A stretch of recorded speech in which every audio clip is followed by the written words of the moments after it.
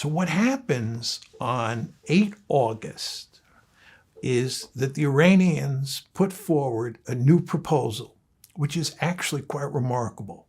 What they say in that proposal is that every one of the issues, except the nuclear issue, has to be settled up front, which is another way of saying the United States has to concede on every one of the 10 issues that I described before. What exactly does this mean? The strait has to be opened.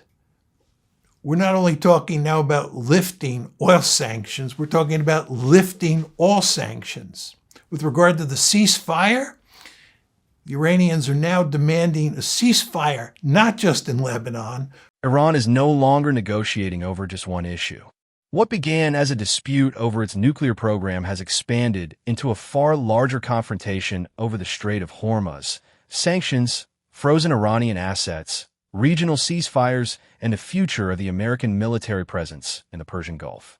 And now Tehran is putting forward demands that Washington is unlikely to accept easily. That matters far beyond the Middle East. Hormuz is one of the world's most important energy choke points.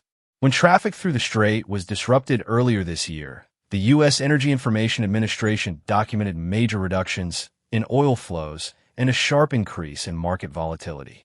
But the most important question isn't simply whether Hormuz will reopen.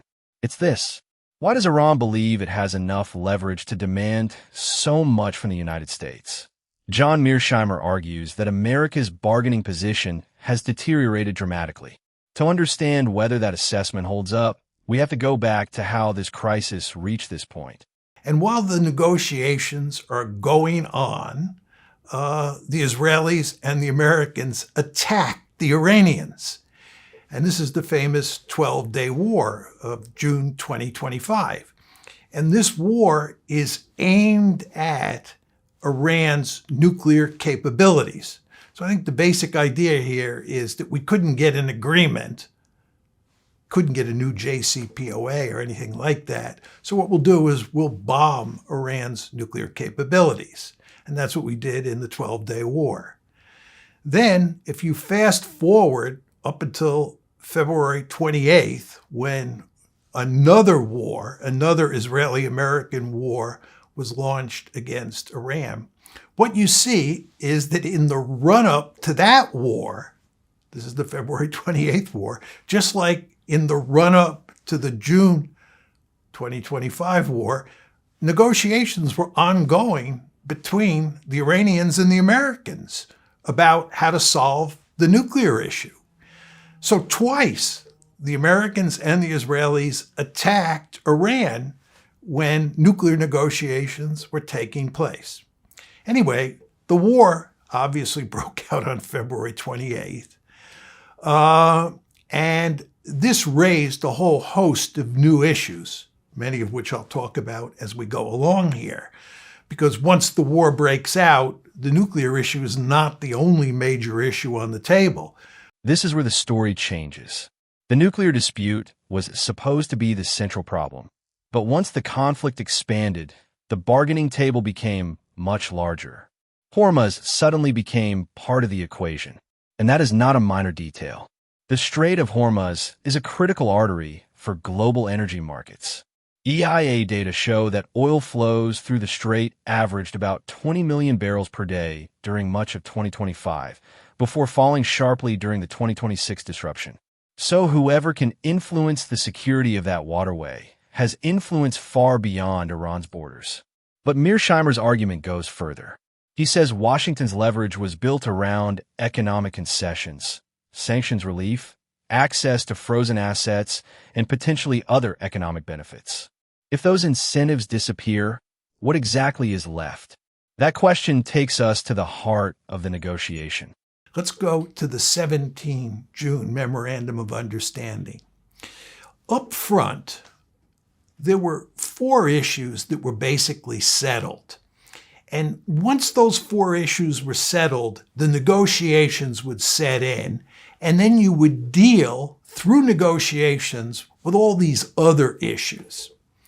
Now, what issues were settled up front in the Memorandum of Understanding? First of all is opening the strait, right? The Memorandum of Understanding started by saying we're going to open the strait, number one. Number two, we're going to lift oil sanctions, just oil sanctions on the Iranians so they can sell their oil in open markets. Number three, we're going to have a ceasefire between Iran, Israel, and the United States. And then fourth, there was going to be a ceasefire involving southern Lebanon, not involving the Houthis, not involving Hamas, and not involving Iraq, just southern Lebanon. In fact, that was Article 1 of the Memorandum of Understanding. Okay, so you see, there was agreement on four issues. The first just had to do with opening the strait, doing away with the blockade. The second said that the Iranians could sell their oil on global markets. And then the third and fourth have to do with the ceasefires. Okay, now what about all the other issues? For example, the whole question of who controls the strait, the whole question of tolls, the whole question of the U.S. military presence, then the big three economic issues. This is, of course, eliminating all sanctions, reparations, and the frozen assets. And then, very importantly, the nuclear issue. All these issues were to be negotiated in a 60-day period that ensued after you got a ceasefire in place and after the strait was opened. What's really going on here, I think, is that in the negotiating process, the key issues were the economic issues and the nuclear issue. The question of control of the strait, whether the Iranians can collect tolls, and the question of the U.S. military presence in the region. I don't think those were terribly important issues to be negotiated. I think it was quite clear that the Iranians were going to control the Strait of Hormuz. I think it's quite clear that they could collect tolls. And I think the United States is not going to be able to go back into the Gulf region in any meaningful way, given what's happened since the war started on February 28th. I think what was going to happen in the Memorandum of Understanding is that the United States was going to use those three economic levers, removing all sanctions, unfreezing assets, and that's all assets, and the reparations issue, to get a good deal with the Iranians on the nuclear issue.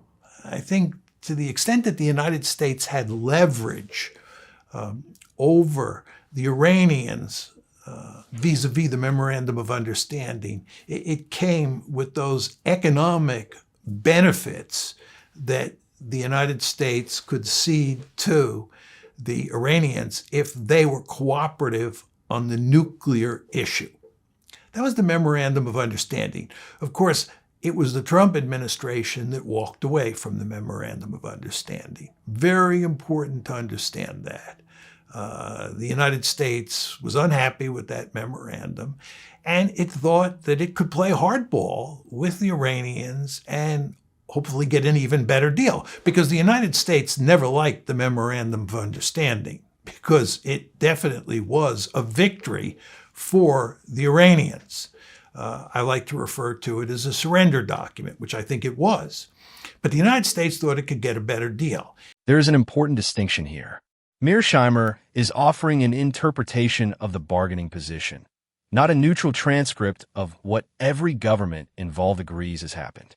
But the broader situation is real, and the latest developments show why the leverage question matters.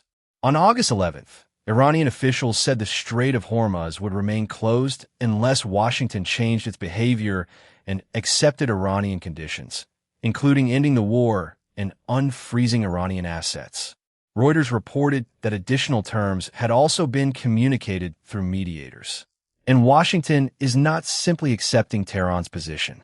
Recent reporting shows the two sides have continued to trade competing demands while negotiations over reopening Hormuz remain unresolved. Oil markets have reacted accordingly, with Brent crude moving toward the $90 barrel range on August 11th as investors became less confident about a rapid diplomatic breakthrough. That creates a problem for the United States. The longer the waterway remains disrupted, the greater the economic pressure becomes. And the longer the negotiations remain deadlocked, the harder it becomes to separate the immediate problem, opening Hormuz, from the much larger question of what the post-war balance of power in the Persian Gulf will look like. That is where the final part of Mearsheimer's argument becomes especially consequential. So I think the question you have to ask yourself is, what is President Trump going to do at this point in time? Can he accept this deal that the Iranians have put forth? It's really hard to imagine. It would be a humiliating defeat for the United States. It would be a humiliating defeat for President Trump.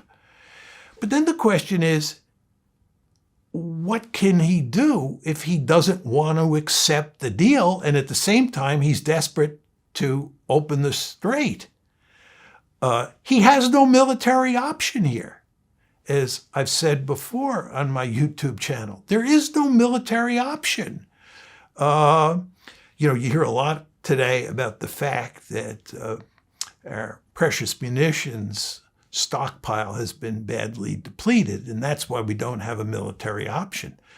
I would make the argument that even when that precious stockpile of weapons was available, and when we were using it, it didn't produce a victory for us.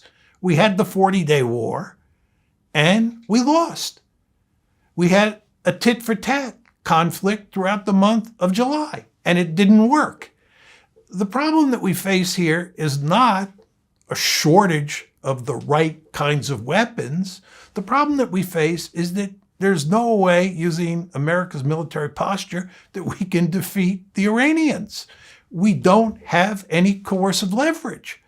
So it's hard to see what President Trump can do other than accept the deal that the Iranians have put on the table on August 8th. But if he does accept that deal, it will be a humiliating defeat. It will be a devastating defeat for him and for the United States. And very importantly, it will leave the nuclear issue hanging. And it will leave us in a position where we have hardly any leverage to deal with that terribly important issue. This story is bigger than the Strait of Hormuz. What began as a nuclear dispute has expanded into a struggle over shipping, sanctions, military power, and economic leverage. Mearsheimer argues that America's bargaining position has weakened dramatically, but those are his strategic judgments, not established facts. What is clear is that Hormuz remains critical to global energy markets, and continued disruption can affect oil prices, trade, and American consumers. The bigger question is what happens next.